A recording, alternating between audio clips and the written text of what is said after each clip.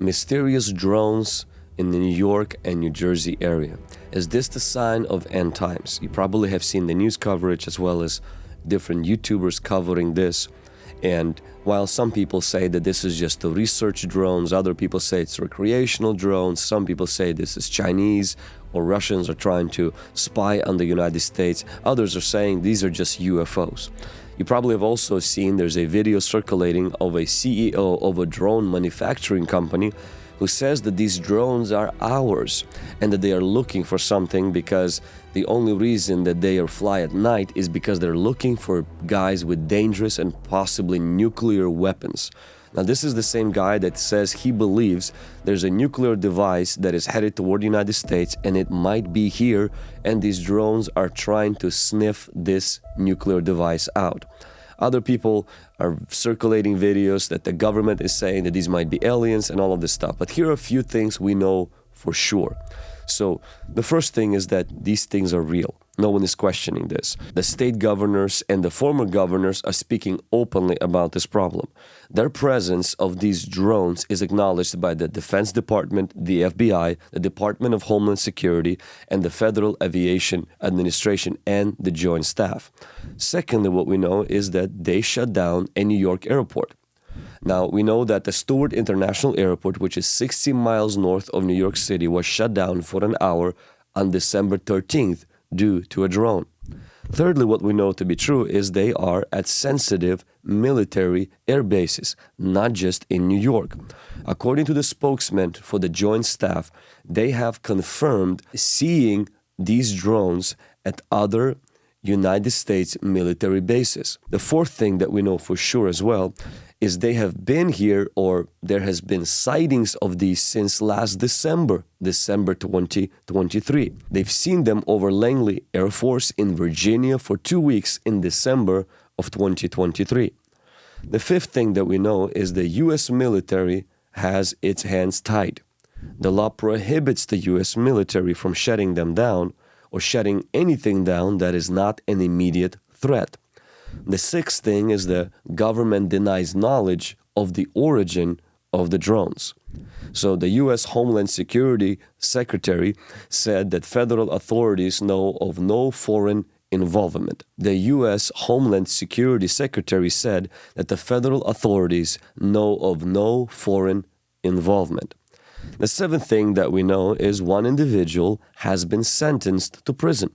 In October 2024, so just a few months ago, a Chinese national was sentenced to 6 months in prison for capturing drone footage over an area very close to Virginia, 10 miles from Langley Air Force Base. The eighth thing that we know is the drones are buzzing U.S. and allied installations overseas. Drones have been spotted flying over the U.S. Air Base in Germany. Also, drones have been reported over facilities belonging to German arms maker. Now, as Christians, how do we respond to something like this? A few things that we wanted to keep in mind. Those of you who live in the United States, America has been attacked by surprise before. Pearl Harbor, December 7th, 1941. New York, September 11, 2001. Secondly, we need to keep in mind is this: America is not prepared for World War III.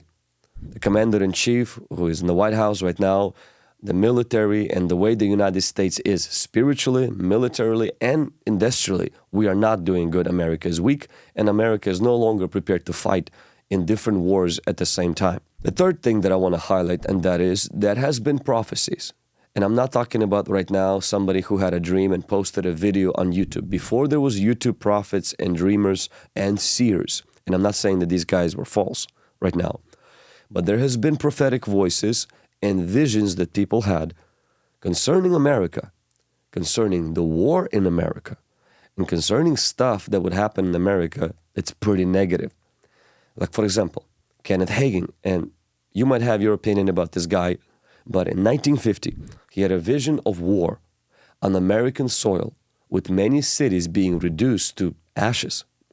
A. Allen, in 1954, had a vision of poison gas and rockets attacking America. Dumitru Dumuman, he was a Romanian Bible smuggler who actually transported scriptures into former Soviet Union. He was caught, he was tortured, but he didn't give up the names of people who helped him smuggle the Bibles. Eventually, he exiled to America. In 1984, according to him, the same angel that helped him to smuggle the Bibles into Russia came to him and showed him many cities in America. The angel showed him that in one day, all these cities will burn. Now, with that said, something to keep in mind, that we have to pray for this country. The next thing that I want to highlight is we need to get our house in order. Not only because of these prophetic words that were spoken, but you don't even have to believe in these prophetic words to know. America, while we have sent so much help to the world, and there are many nations who are godless, but America has spilled a lot of innocent blood through abortion. And God is a holy and just God, and He judges sin. He judged Sodom and Gomorrah, He judged other places, and He will judge everyone, including a nation that has on its dollar "In God We Trust."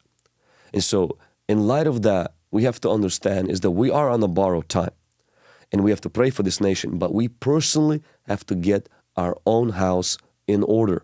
Get your house in order spiritually. Get your house in order financially.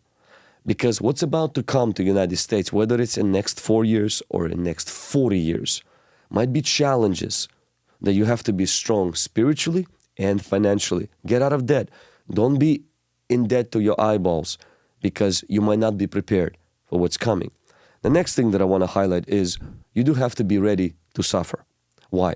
Because I think that in America we have enjoyed the freedom, we have enjoyed good times, and for which we are grateful to God. We also have to understand that that's an exception. That is not a promise. In this world we will have tribulation.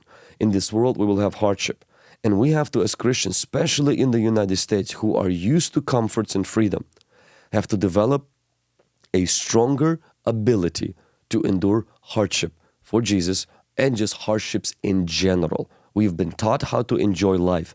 We also must be taught how to endure suffering. And lastly, in spite of all this news, how true that is, when will these prophetic words will come true?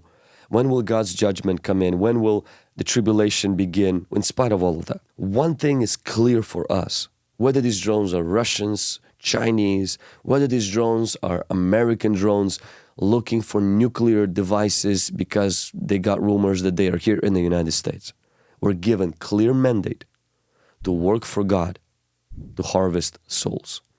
We cannot sit back in fear and wait for the end. We must work, we must be patient, and we must be continuously pressing in to reach more people for Jesus. We must plant churches, we must build homes, we must get married, we must have children, and we must be hopeful that while the world is getting darker, the church, the body of Christ, the kingdom of God is advancing. The kingdom of God has lived through communism, Roman Empire, fascism, Nazism, all of the other isms. And the kingdom of God is still here. The church is still advancing. People are being saved. Churches are being planted. Demons are being expelled. Bodies are being healed. Missionaries are being sent out. Young people are being empowered. And that's what we are here for. So whatever is happening, whatever the devil is doing, whatever the world is doing, our mission doesn't change. Our assignment from our general, King Jesus, does not change. As we approach the new year, 2025, I want to invite you to take time in 2025 to set your face to see God's face. We take time every January to do a corporate 21-day prayer and fasting. I want to invite you to join me. In fact, I just wrote a short little book called The Beginner's Guide to Fasting to kind of equip you. You can check out that book on my website, download it for free, or go on Amazon and get it. And then I have the other book called Fast Forward, which is a 21-day fasting devotional. Let's join together. Let's press in to see God's face in next year. Now, if you're one of those people, you're like, man, I'm kind of curious a little bit about the end times. We have an e-course on my school, Vlad's school. It's free of charge. It's called End Times. My good friend, Joel Richardson, he dives in deeper into tribulation, rapture, and all of that stuff.